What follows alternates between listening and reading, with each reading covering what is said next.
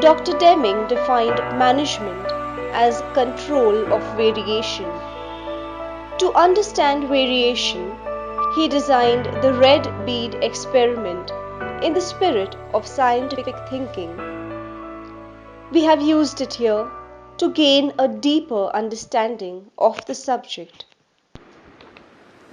The red bead experiment is a clever demonstration of the futility of most management systems for improving quality. The setup consists of a bead factory whose objective is to manufacture white beads. The components in this experiment include a box of beads, of which 80% are colored white, while 20% are colored red, a paddle with 50 bead-sized depressions.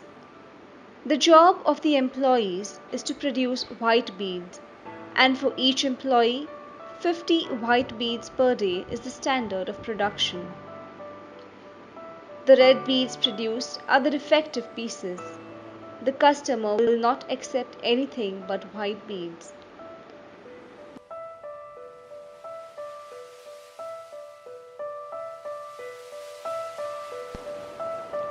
We now have an abstraction of the production process.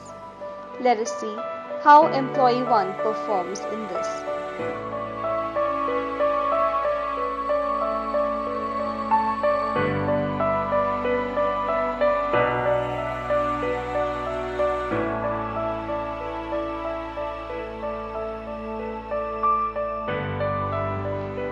The results of employee 1's output. Out of the 45 manufactured beads, 8 were red. Hence, the probability of defect is 8 on 45 or 0.178. Let us now have a rerun of the experiment with a different employee and see if the performance varies significantly.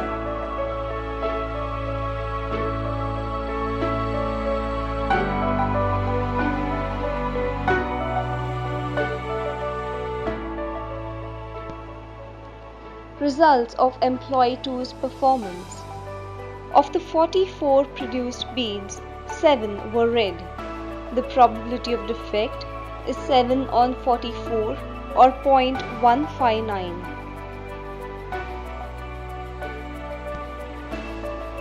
The performance of both employees is unsatisfactory. The HR of the organization feels that training would definitely improve the skills and performance of the employees. They are both now put through a rigorous training of 3 weeks. Let us see if their performance has improved after the training.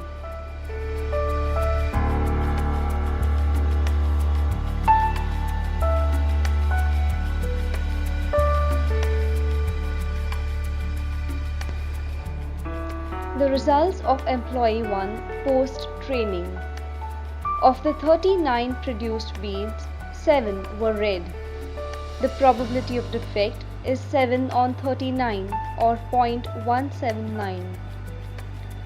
We can observe that training has not improved the performance of the employee. Let us now see how employee 2 fares after training.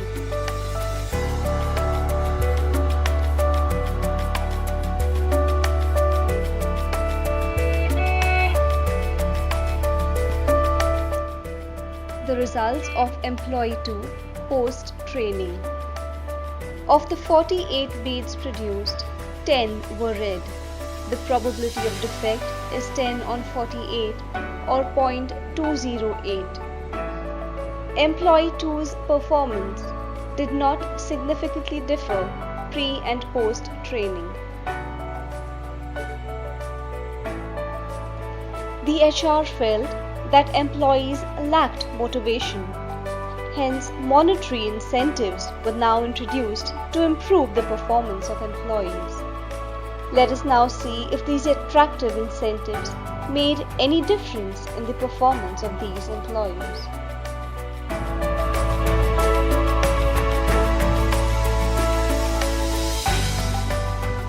The results of employee 1's output after introducing monetary benefits.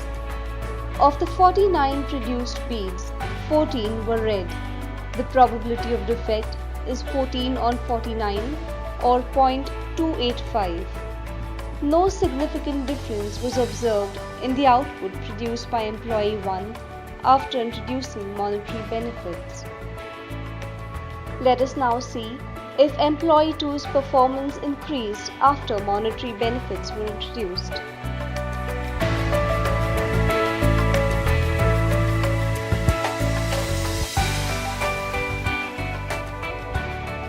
The results of employee 2 after monetary benefits were introduced.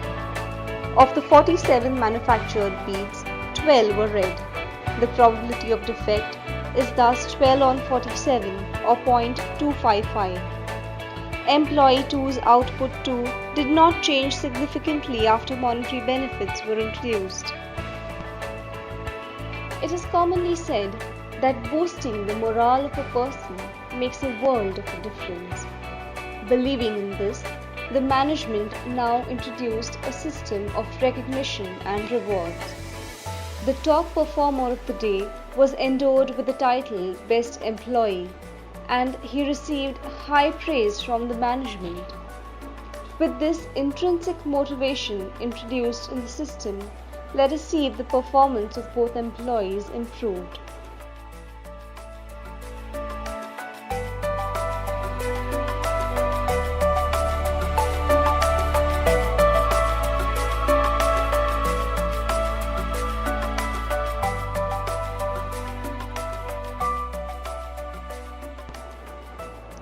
Results of employee 1 post recognition and reward system. Of the 44 manufactured beads, 11 were red. Probability of defect is 11 on 44 or 0.244. The recognition and reward system did not significantly improve the performance of employee 1. Let us observe if the recognition and reward system made any improvement in employee 2's performance.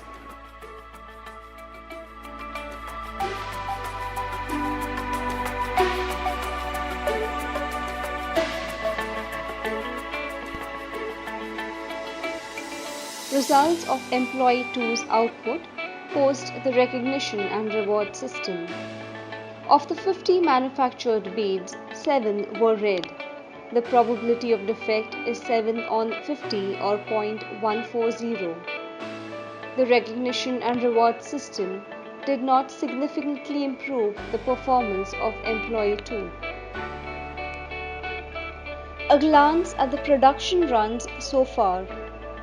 One can observe that the probability of defect is random.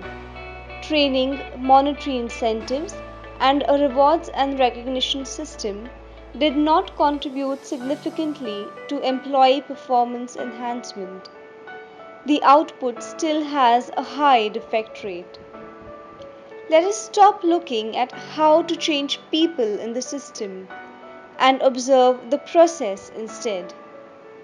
In the raw material, there are 20% red beads, which means that 20% defect is in the input itself. Here you can observe that the production defect rate is also 0.20. We have to introduce a quality check at the source itself and segregate the input. As you can see, the red and white beads have been segregated. Let us see if this quality check at source improves the performance of the employee.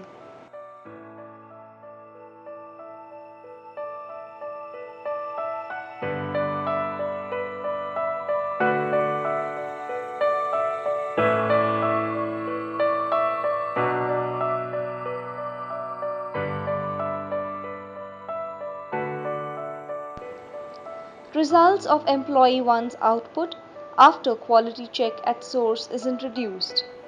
Of the 41 produced beads, 0 are red, which means probability of defect is 0.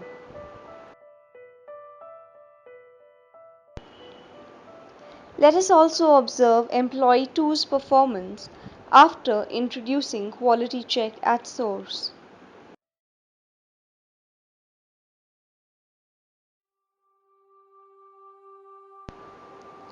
Results of employee 2's output post quality check at source. Of the 46 produced beads, 0 are defective, which means that probability of defects is 0. A few takeaways from the red bead experiment. It is the system and not the people. If you want to improve performance, then work on the system. Rewarding or punishing people has no definite effect on the outcome. Be open to small improvements or kaizens in the process. People are not always the dominant source of variability. Variation between workers is random. It is the result of the system and not the people's skills. Quality check must be introduced at the source itself.